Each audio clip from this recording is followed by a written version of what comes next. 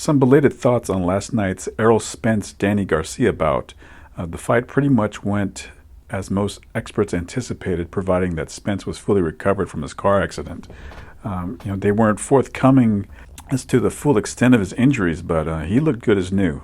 His defense was tight, his body shots were on point, and that long left cross was just punishing. And I gave Garcia 2 rounds, but they were like charity rounds. I think it was the second, and I think it was the 5th when he landed a glancing right hand on Spence's forehead.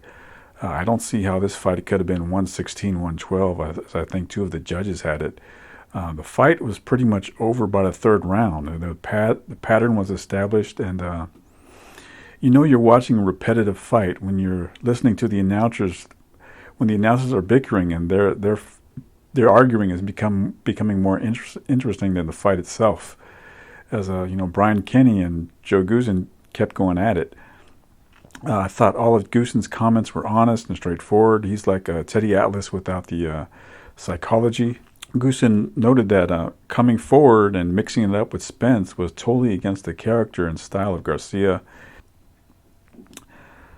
Yeah, I thought Spence took it. Spence was coy about his next move, as obviously he's after either Pacquiao or Crawford. I would obviously rather see him against Crawford, as that is an even-Steven fight. Probably the most competitive fight in boxing that can be made is Errol Spence against Terence Crawford.